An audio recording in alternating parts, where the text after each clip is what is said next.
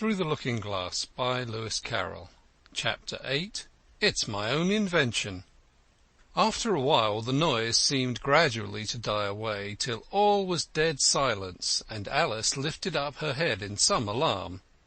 There was no one to be seen, and her first thought was that she must have been dreaming about the lion and the unicorn and those queer Anglo-Saxon messages. However, there was the great dish still lying at her feet, on which she had tried to cut the plum-cake. "So I wasn't dreaming after all," she said to herself, unless we're all part of the same dream. Only I do hope it's my dream and not the Red King's. I don't like belonging to another person's dream," she went on in rather a complaining tone. "I've got a great mind to go and wake him and see what happens." At this moment her thoughts were interrupted by a loud shouting of "Ahoy! Ahoy! Check!" and a knight dressed in crimson armour came galloping down upon her, brandishing a great club. Just as he reached her, the horse stopped suddenly. "You're my prisoner!" the knight cried, as he tumbled off his horse. Startled as she was, Alice was more frightened for him than for herself at the moment, and watched him with some anxiety as he mounted again. As soon as he was comfortably in the saddle, he began once more, "You're my—" But here another voice broke in, "Ahoy! Ahoy! Check!" and Alice looked round in some surprise for the new enemy. This time it was a white knight. He drew up at Alice's side and tumbled off his horse just as the Red Knight had done. Then he got on again, and the two knights sat and looked at each other for some time without speaking. Alice looked from one to the other in some bewilderment. "She's my prisoner, you know," the Red Knight said at last. "Yes, but then I came and rescued her," the White Knight replied. "Well, we must fight for her then," as he took up his helmet, which hung from the saddle and was something in the shape of a horse's head, and put it on. "You will observe the rules of battle, of course," the White Knight remarked, putting on his helmet too.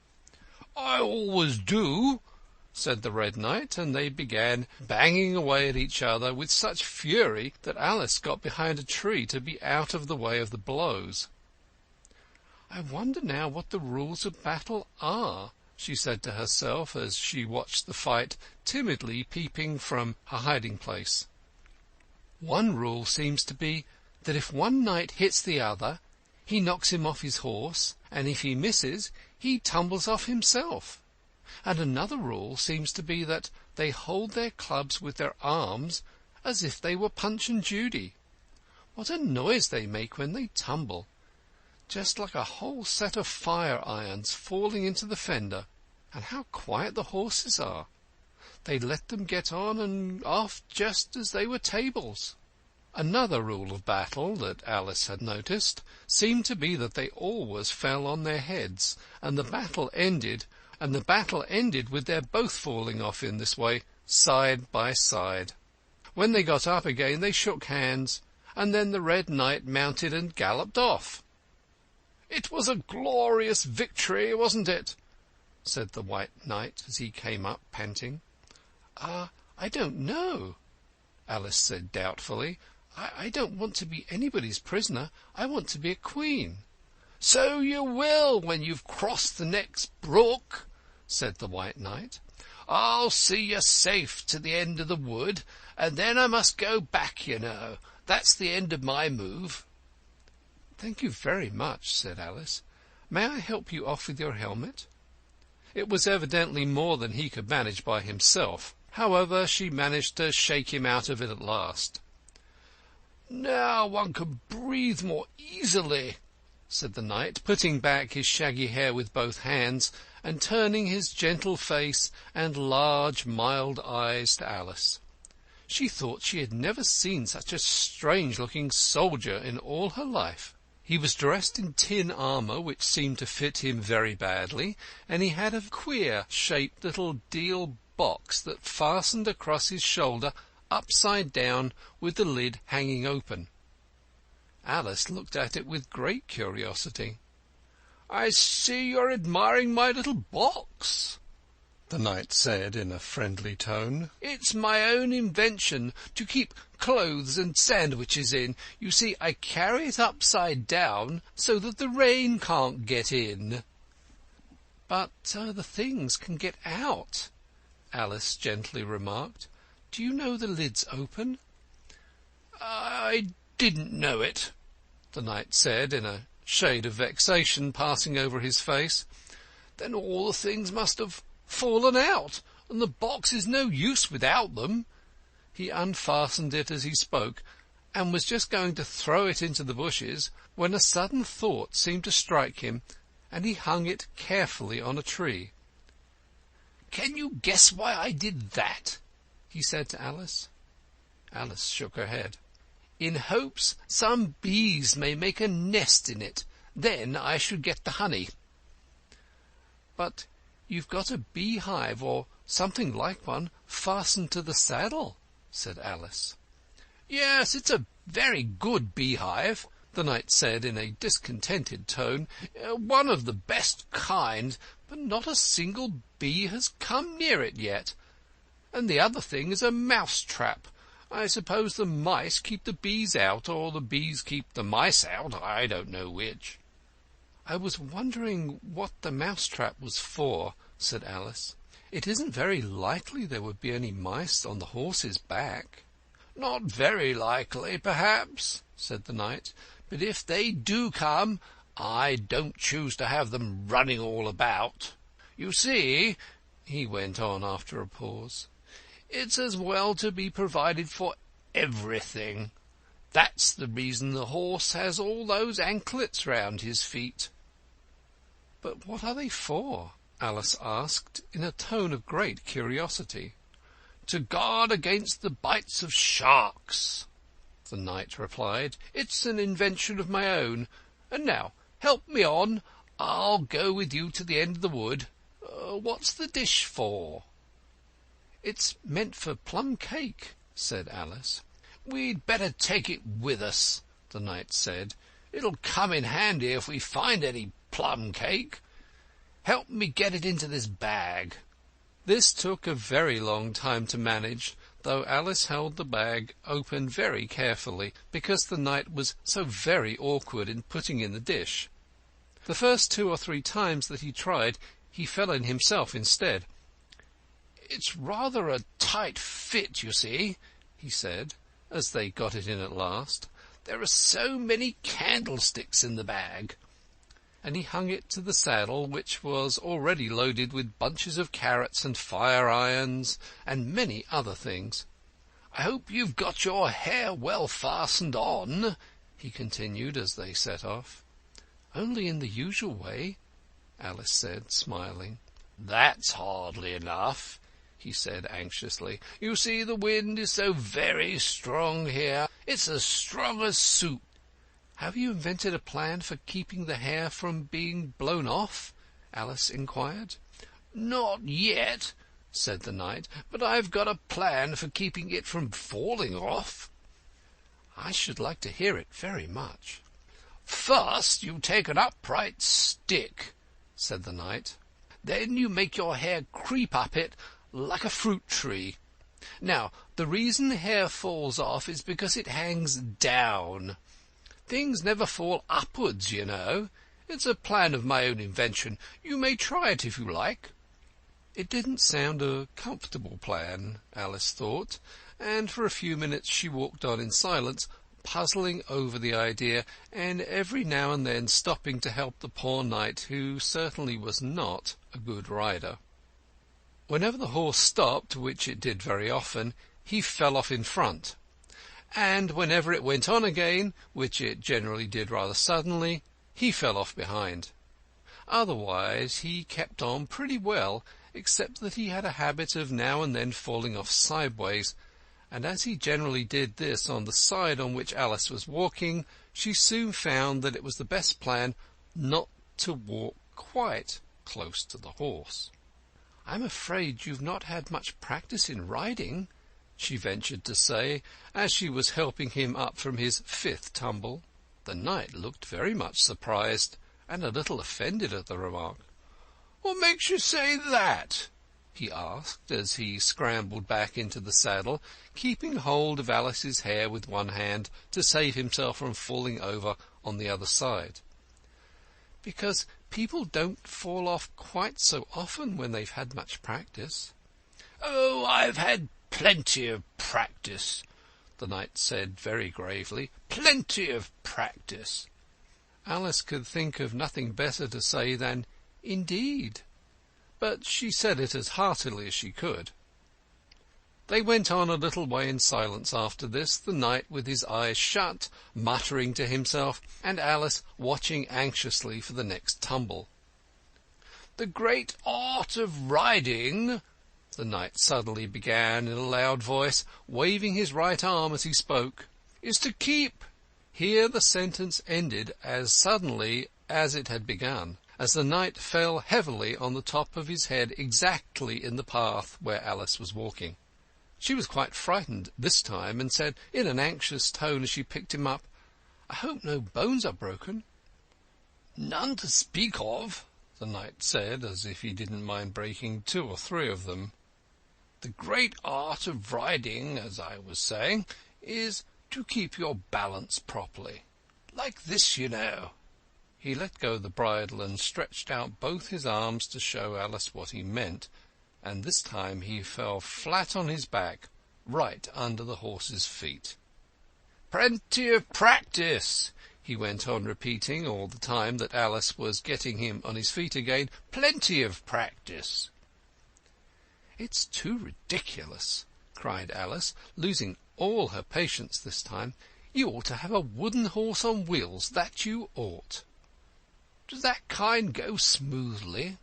the knight asked in a tone of great interest, clasping his arms around the horse's neck as he spoke, just in time to save himself from tumbling off again. "Much more smoothly than a live horse," Alice said, with a little scream of laughter, in spite of all she could do to prevent it. "I'll get one," the knight said thoughtfully to himself. "1 or 2, several." There was a short silence after this, and then the knight went on again. "I'm a great hand at inventing things. Now, I dare say you noticed that last time you picked me up that I was looking rather thoughtful." "You were a little grave," said Alice. "Well, just then I was inventing a new way of getting over a gate. Would you like to hear it?" "Very much indeed," Alice said politely. "I'll tell you how I came to think of it," said the knight.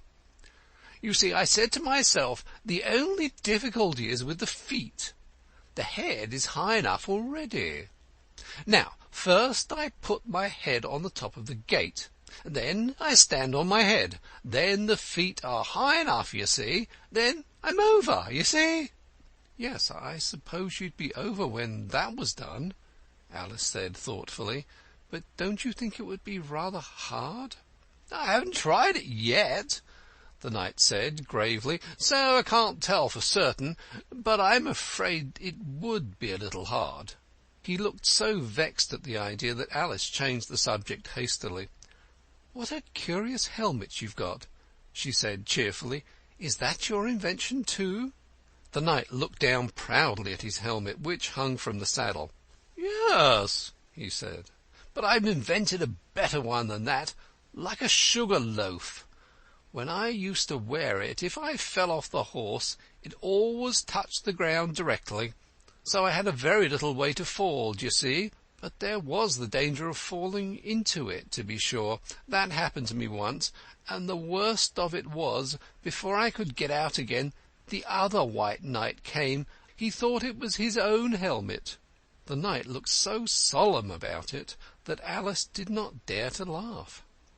"I'm afraid you must have hurt him," she said in a trembling voice, "being on the top of his head." "I had to kick him, of course," the knight said very seriously, "and then he took the helmet off again, but it took hours and hours to get me out. I was as fast as lightning, you know." But that's a different kind of fastness," Alice objected. The knight shook his head. It was all kinds of fastness with me, I can assure you," he said. He raised his hand in some excitement as he said this, and instantly rolled out of the saddle and fell headlong into a deep ditch. Alice ran to the side of the ditch to look for him. She was rather startled by the fall, as for some time he had kept on very well, and she was afraid that he really was hurt this time. However, though she could see nothing but the soles of his feet, she was much relieved to hear that he was talking on in his usual tone. "All kinds of fastness," he repeated, "but it was careless of him to put another man's helmet on, with the man in it too." "How can you go on talking so quietly, head downwards?" Alice asked, as she dragged him out by the feet and laid him in a heap on the bank. The knight looked surprised at the question. "What does it matter where my body happens to be?" he said. "My mind goes on working all the same. In fact, the more head downwards I am, the more I keep inventing new things. Now, the cleverest thing of the sort that I ever did," he went on after a pause, "was inventing a new pudding during the meat course." "In time to have it cooked for the next course?" said Alice. "Well, not the next course," the knight said in a slow, thoughtful tone. "No, certainly not the next course." "Then it would have to be the next day. I suppose you wouldn't have 2 pudding courses in one dinner?" "Well, not the next day," the knight repeated as before. "Not the next day. In fact," he went on, holding his head down and his voice getting lower and lower, "I don't believe the pudding ever was cooked. In fact, I don't believe that pudding ever will be cooked. And yet it was a very clever pudding to invent."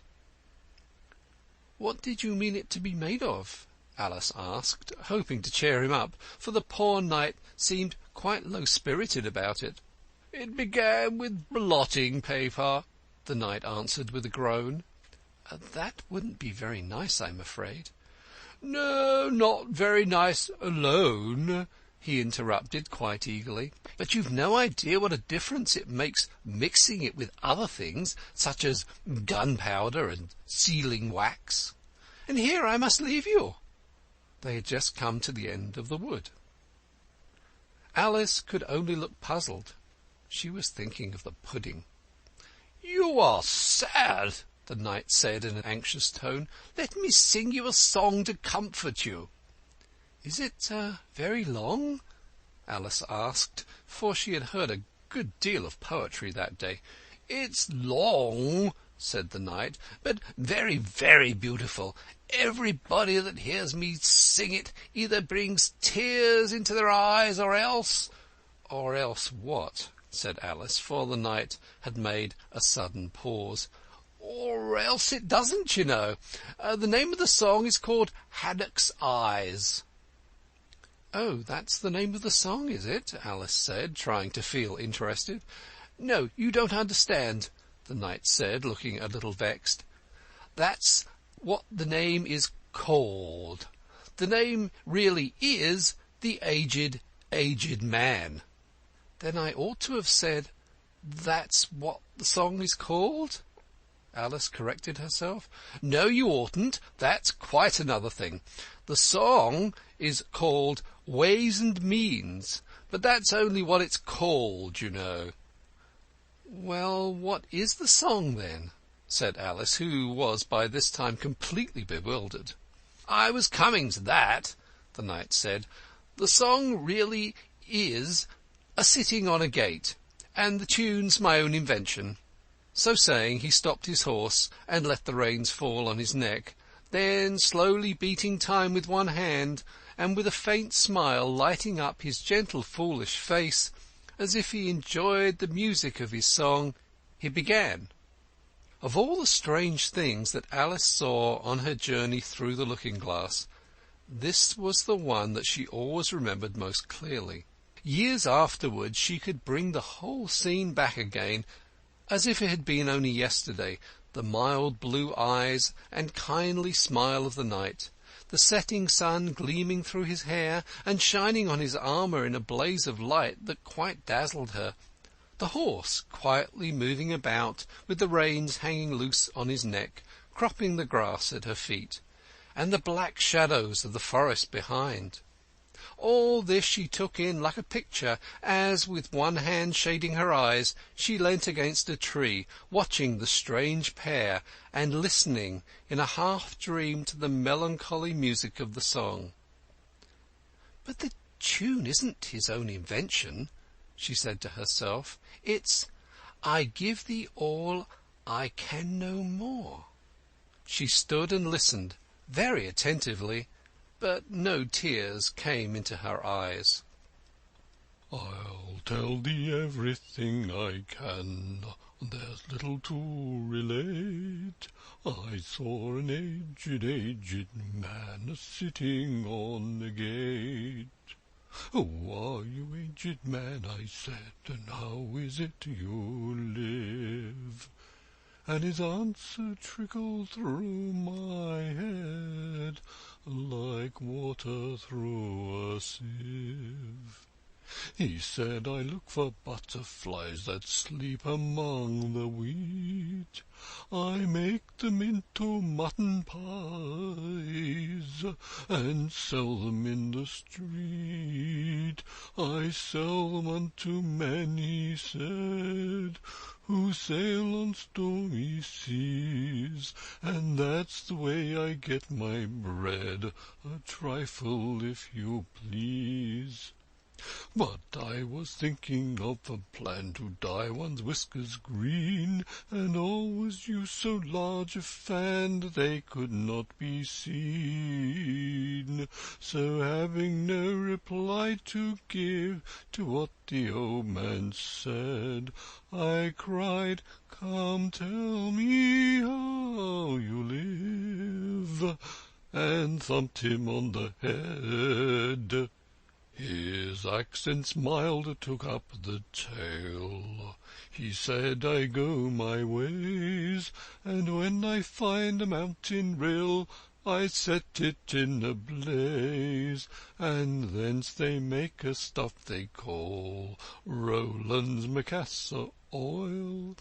Yet twopence halfpenny's all they give me for my toil.' But I was thinking of a way to feed oneself on batter, and so go on from day to day, getting a little fatter. I shook him well from side to side until his face was blue. 'Come, tell me how you live,' I cried, 'and what it is you do.' He said, 'I hunt for haddocks' eyes among the heather bright, and work them into waistcoat buttons in the silent night, and these I do not sell for gold or coin of silvery shine, but for a copper halfpenny, and that will purchase 9. I sometimes dig for buttered rolls, or set limed twigs for crabs. I sometimes search the grassy knolls for wheels of hansom cabs.' And that's the way," he gave a wink, "by which I get my wealth, and very gladly will I drink your honour's noble health."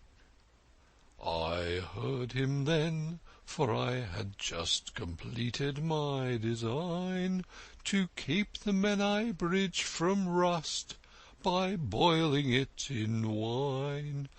I thanked him much for telling me the way he got his wealth, but chiefly for his wish that he might drink my noble health. And now, if e'er by chance I put my fingers into glue, or madly squeeze a right-hand foot into a left-hand shoe, or if I drop upon my toe a very heavy weight, I weep, for it reminds me so of that old man I used to know,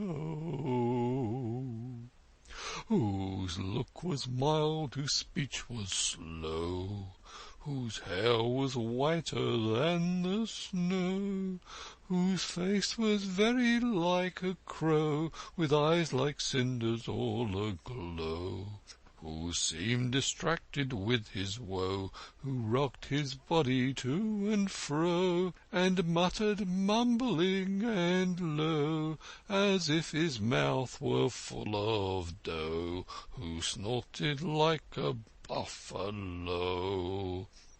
That summer evening long ago, sitting on a gate. As the knight sang the last words of the ballad, he gathered up the reins and turned his horse's head along the road by which they had come. "You've only a few yards to go," he said, "down the hill and over that little brook. Then you'll be a queen. But you'll stay and see me off first," he added, as Alice turned with an eager look in the direction to which he pointed. "I shan't be long. You'll wait and wave your handkerchief when I get to that turn in the road. I think it'll encourage me, you see." "Of course I'll wait," said Alice, "and thank you very much for coming so far, and for the song. I liked it very much." "I hope so," the knight said doubtfully, "but you didn't cry so much as I thought you would." So they shook hands, and the knight rode slowly away into the forest. "It won't take long to see him off, I suspect," Alice said to herself as she stood watching him. "There he goes, right on his head as usual. However, he gets on again pretty easily. That comes of having so many things hung around the horse." So she went on talking to herself as she watched the horse walking leisurely down the road, and the knight tumbling off, first on one side and then on the other. After the fourth or fifth tumble he reached the turn, and then she waved her handkerchief at him and waited till he was out of sight. "I hope it encouraged him," she said, as she turned to run down the hill. "And now for the very last brook, and to be a queen! How grand it sounds!" A very few steps brought her to the edge of the brook. "The 8th square at last!" she cried as she bounded across, and threw herself down to rest on a lawn as soft as moss, with little flower beds dotted about it here and there. "Oh, how glad I am to get here! And what is this on my head?" she exclaimed in a tone of dismay, as she put her hands up to something very heavy and fitted tight all round her head. "But how can it have got here without my knowing?" she said to herself as she lifted it off and set it on her lap to make out what it possibly could be. It was a golden crown. End of Chapter 8.